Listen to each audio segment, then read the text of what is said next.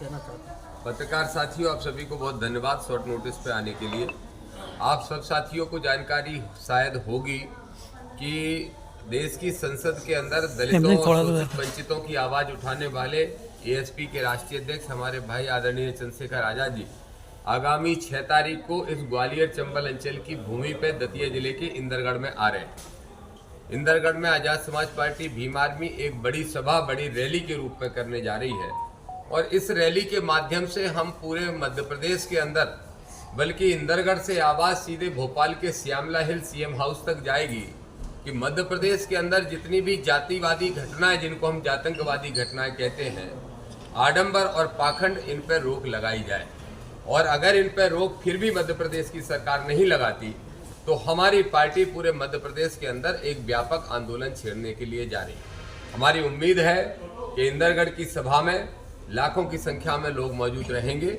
ना सिर्फ ग्वालियर चंबल, ना सिर्फ बुंदेलखंड, बल्कि पूरे मध्य प्रदेश के कार्यकर्ता वहां पहुंचने वाले हैं और उत्तर प्रदेश के भी बहुत संख्या में लोग साथी आने वाले हैं। दूसरा विषय, आप जानते हो कि लगातार धीरेन्द्र शास्त्री जैसे कथावाचक, उनके और जमात के लोग, उनके ही गुरु, ये रोज महिलाओं का अपमान कर रहे हैं। जहां एक तरफ संतोष वर्मा के बयान पर भारी बवाल मचा हुआ है, तो मैं एक सवाल जरूर पूछना चाहता हूं आप सबके माध्यम से, जो बवाल मचा रहे हैं उनसे ही कहना चाहता हूं कि अगर मानवतावादी सोच के तहत कहें या महिलाओं के अपमान से नाराजगी होने के कारण अगर विरोध कर रहे हैं, तो क्या धीरेन्द्र शास्त्री का 2 दिन पहले शिवपुरी में दिया हुआ ये बयान कि चच्चियां तो 30-30 बच्चे पैदा कर सकती हैं और चच्चियां तो बच्चे पैदा करने की मशीन जो बता रहे हैं, क्या ये इस देश के अल्पसंख्यक वर्ग की महिलाओं का अपमान नहीं है?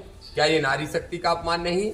खाली प्लॉट जैसा शब्द धीरेन्द्र शास्त्री यूज करते हैं कि अगर मांग में सिंदूर नहीं भरा है तो समझ लो प्लॉट खाली है, ये धीरेन्द्र शास्त्री कहते हैं, ये महिलाओं का अपमान नहीं है? दूसरा एक और विषय, आपने देखा होगा उनके गुरु का एक वीडियो वायरल हो रहा है जो वाइफ को मनोरंजन का साधन बता रहा है, wonderful instrument for enjoyment, wife का फुल फॉर्म बताते हुए।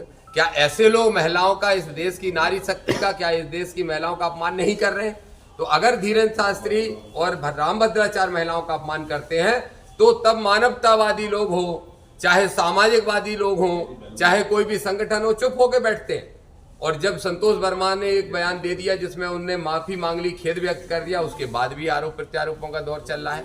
दूसरा एक और आपके माध्यम से कहूंगा, ग्वालियर के अंदर वर्ग संघर्ष की स्थिति ना ग्वालियर चंबल में अंचल में ना बने, इसका प्रयास आजाद समाज पार्टी भीम आर्मी लगातार कर रही है। इसीलिए हमने वो जो हमारे ही संगठन के कुछ लोगों ने आंदोलन घोषित कर दिया था, तो अब मैंने खुद आदरणीय भाई चंद्रशेखर आजाद जी से बात की और उस आंदोलन को वापस कराया, क्योंकि हम संविधानवादी लोग हैं। हम चाहते नहीं कि किसी कीमत पर वर्ग संघर्ष की स्थिति बने। लेकिन एक बात जरूर कहूंगा कि मुख्य विपक्षी दल मध्य प्रदेश में कांग्रेस बन के बैठी है। कांग्रेस जब ओबीसी का 13% होल्ड बच्चे आज इंतजार कर रहे हैं पूरे मध्य प्रदेश के अंदर, तो 13% होल्ड अभ्यर्थियों के लिए भी कांग्रेस मौन बैठी है। जीतू पटवारी, कमलनाथ, दिग्विजय सिंह मौन बैठे हैं, उमंग सिंगार मौन बैठे हैं। सिविल जज भर्ती 2022 में जब एक तरफ अन्याय कर दिया जाता है, सारे पदों को खाली रख दिया जाता है एससी और ओबीसी एसटी के पदों को, तब भी उमंग सिंगार जैसे, जीतू पटवारी जैसे लोग मौन बैठे हैं। राहुल गांधी जी नीली किताब दिखा के, काली किताब दिखा के, संविधान की किताब दिखा के क्या सिर्फ चुनाव में उपयोग करते हैं? हम संविधानवादी लोग, भाई आजाद चंद्रशेखर आजाद जी के नेतृत्व में भाई विनय रतन जी भी आ रहे हैं जो भीम आर्मी के राष्ट्रीय अध्यक्ष हैं, हमारे रविंद्र भाटी जी भी आ रहे हैं जो आजाद समाज पार्टी के राष्ट्रीय महासचिव हैं, और मैं भी वहां मौजूद रहूंगा। हमारे लाखों कार्यकर्ता उस दिन इंदरगढ़ की भूमि से ये ऐलान करेंगे, ये सूचना देंगे, ये संदेश देंगे, ये आगाज करेंगे कि मध्य प्रदेश में आडंबर, पाखंड और जातंकवाद नहीं चलेगा। इस संबंध में आपको बुलाया था। आज उसी रैली की तैयारी के संबंध में ग्वालियर में बैठक का आयोजन किया गया है, जिसमें प्रदेश के हमारे प्रभारी महेश चौधरी जी और सह प्रभारी जी आ रहे हैं, प्रदेश अध्यक्ष सहित सभी साथी वहां पहुंचे। आपसे चर्चा करके मैं भी वहां जा रहा हूं और बैठक करके हम रैली की तैयारी कर रहे हैं। संतोष वर्मा जी के बयान को आप ठीक मानते हैं जो उन्होंने कहा? मैं बिल्कुल ये बात ठीक नहीं मानता कि कोई भी किसी भी धर्म की, जाति की महिला का अपमान करे। मैं सिर्फ ये कह रहा हूं कि अगर संतोष वर्मा ने अपमान किया तो अपमान धीरेन्द्र शास्त्री तो रोज कर रहे हैं। धीरेन्द्र शास्त्री पे कार्रवाई कौन करेगा? एक गैर संवैधानिक यात्रा लेके निकले हैं, 3-3 राज्यों की सरकार है, मुख्यमंत्री उनके चरण चुंबन कर रहे हैं। शर्म नहीं आती इन सरकारों को? शर्म नहीं आती इन संविधानवादी पदों पर बैठे, संविधान की शपथ लेके पदों पर बैठे मुख्यमंत्री और मंत्रियों को? जब भारत के संविधान की प्रस्तावना में ही लिखा है कि ये देश तंत्र निरपेक्ष रहेगा, तो फिर कैसे ये संवैधानिक पदों पर बैठे हुए लोग जा सकते हैं? और मैं आज ऐलान कर रहा हूं, मोहन यादव हो, चाहे रेखा गुप्ता हो, चाहे वहां के मुख्यमंत्री सैनी हो, अगर अगली यात्रा की जो घोषणा की है, धीरेन्द्र शास्त्री ने कहा पहले, जब मैंने आरोप लगाया तो मुझे गालियां देने लगे, मैंने राष्ट्रपति को चिट्ठी लिखी तो ठटरी बांधने की धमकी देने लगे।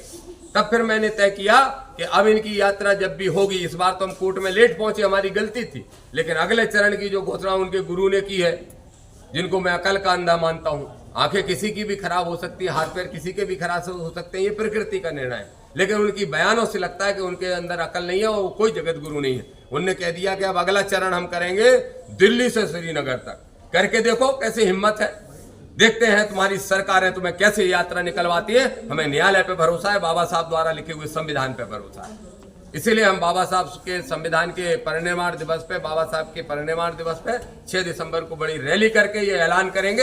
ये ऐलान भोपाल तक भी जाएगा और दिल्ली तक जाएगा कि इस देश में संविधान चलेगा, मनुविधान नहीं चलेगा। धीरेन्द्र शास्त्री लगातार कह रहे हैं कि ये जो यात्राएं निकाली जा रही हैं ये हिंदू धर्म को एक करने के लिए हैं और जातिवाद खत्म करने के लिए हैं, तो ऐसे में इससे क्या? अगर जातिवाद खत्म करना चाहते हैं तो धीरेन्द्र शास्त्री को अभी मैं ऑफर दे रहा हूं कि दमोह के अंदर जिस कुशवाहा लड़के को मंदिर के अंदर पैर धुल के पिलवाए गए थे, उसमें अभी भी हमारी तरफ से, हमारी पक्ष की तरफ से बन जाए पार्टी, सरकारी की तरफ से बन जाए, हमारे फरियादी के पक्ष से बन जाए।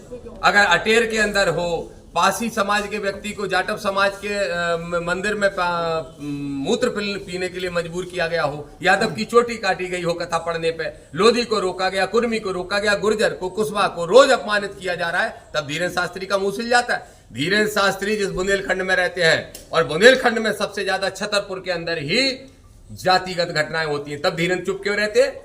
जाति पाति की करो विदाई, हम सब हिंदू भाई भाई।